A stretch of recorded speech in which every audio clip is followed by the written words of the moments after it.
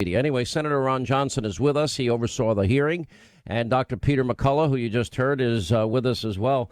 You know, it's interesting, Senator Johnson, when we had Dr. Oz on pretty much every day for periods of time during this COVID pandemic and our other medical experts, you know, he would always say, number one, you go to war with the army you have, not the one you wish you have. And number two, when medicine and politics intersect, politics always wins. He was right. Look at New England Journal of Medicine and look at Lancet. It's a very sad fact. And because we politicized COVID, tens of thousands of people have died because of it. So I was hoping the election's over. You know, I brought Peter McCullough, a wonderful person, vice chief of medicine at Baylor University, practicing cardiologist. We brought in Dr. Harvey Rich, Yale professor, PhD in epidemiology, then George Fareed, Harvard-trained doctor, been practicing medicine for 50 years, been treating thousands of COVID patients with the hydroxychloroquine and zinc cocktail and having success with it. So I was kind of hoping we could have an open discussion. Maybe people would open their minds so that lives could be saved. But the Democrats then called Dr. Zha, who just continued the scaremongering. They're talking about how 77 additional calls in the poison center is a 93% increase in poisonings. I mean, this is when 500,000 people have taken hydroxychloroquine during their time period. It's infinitesimal, but he's still out there scaring and also denying the evidence. It was just so amazing how stark the difference was. Here I have three eminent doctors practicing and treating COVID patients. They're saying the evidence exists, 50% reduction in death and hospitalizations, fivefold in a Saudi study. They've got the evidence, and here the Democrat witness is denying it, you know, and doing it smugly with all kinds of authority. I was hoping we could have an honest discussion, but I think the social media is probably censoring this. It's a tragedy, Sean, that this has been politicized. It has cost thousands, tens of thousands of people worldwide their lives. You know, we've had many experts, Dr. McCullough, on this program, and thank you for joining us. You're the vice chairman of medicine at Baylor University Medical Center, very prestigious, professor of medicine, Texas A&M. You're an internist, you're a cardiologist and epidemiologist. And, you know, when I first read Daniel Wallace, I don't know if you ever read his paper. He's with Cedars-Sinai, largest lupus, rheumatoid arthritis practice, 400 peer-reviewed articles, and he went through in all the detail 42 years of dispensing this 65-year-old drug, and he said the risk at the doses we're talking about are nil, zero. This guy's been dispensing that drug to thousands and thousands of people for 42 years. That convinced me. I know people that took a run of hydroxy and zinc and vitamin D and C3 or D3 and C and zinc and all this stuff, and every one of them swears by it. Yeah, well, thank you, Sean, for having me on, and these are my opinions and not necessarily those of my institutions. And listening to that testimony, I think Senator Johnson really got me fired up on this. But I have to tell you, I'm an internist and cardiologist. I have 600 peer-reviewed publications in the literature. I stopped on a dime back in March, and I redirected my career and my scholarship on COVID-19. I have a dozen papers published in COVID-19. I've chaired data safety monitoring boards and high-stakes clinical trials over 24 times. And I've personally taken care of COVID patients, red-hot COVID patients. I've had it myself. My family members have had it myself. I believe I am uniquely qualified and supremely justified in saying the threshold has been crossed that patients with COVID-19 should be treated at home to prevent hospitalizations and death. And the minority Democratic witness yesterday, a very junior physician who's trying to craft his a media career on CNN, played an old academic game in front of the Senate, in front of the American public, and I think he's been roundly repudiated for this. And the game is this. The game is there'll never be enough evidence. Oh, there's not enough evidence. I'm an evidence-based physician. And Senator Johnson let this go for about 2 hours until he asked the question. And the question was, Doctor, have you ever taken care of a COVID patient? And his answer was meekly and humiliatingly, no.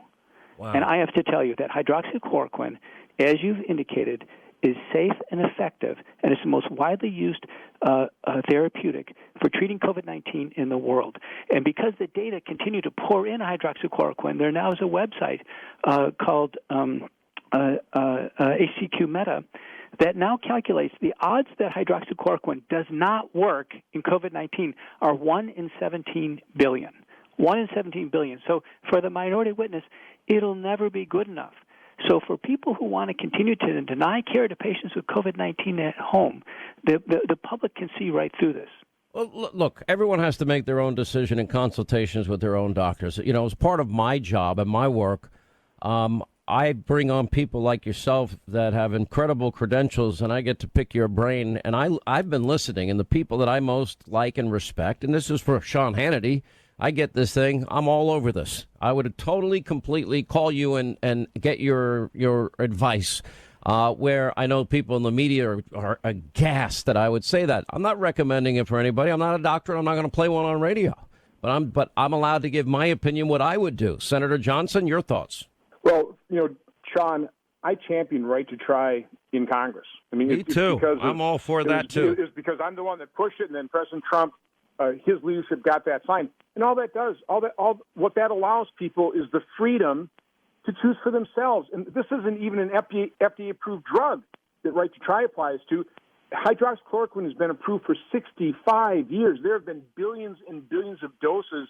I believe it should be your right as a patient working with your doctor, rather than the the professors up in their ivory towers that never treat patients, looking at studies that, like Dr. McCullough said, are just never enough.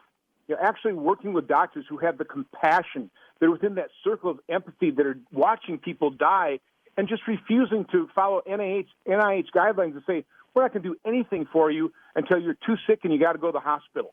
That's not compassion. That's not medicine. New England Journal of Medicine and Lancet did more damage, in my view, because both of those publications became the most widely publicized, Senator. No, and this is what we have to ask ourselves the question, what is happening here? What the risk-reward ratio is so in favor of trying things.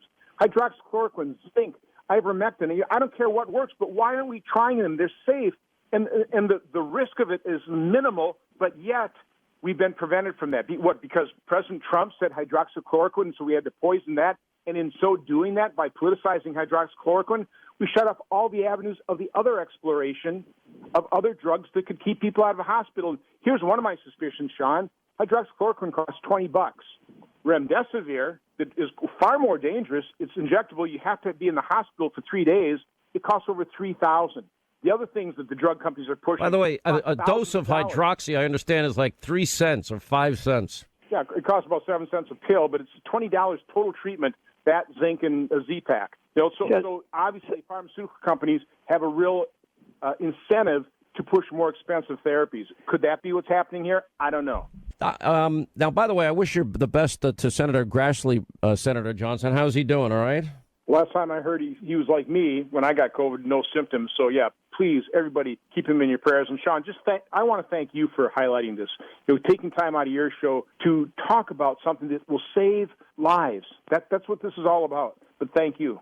Dr. McCullough, what do you advise people? And you can't obviously be the doctor to everybody that's listening to this radio show. What do you advise them to look at if, God forbid, they get COVID? They get a positive diagnosis. Well, in brief, people under age 50 with no health problems largely don't need treatment unless they have severe symptoms. Patients over 50, though, or with medical problems should have treatment. Fortunately, the American Association of Physicians and Surgeons has a home patient guide available on their website. It outlines the drugs that they should get. Most patients need about 4 prescription drugs and 3 to 5 supplements over the counter.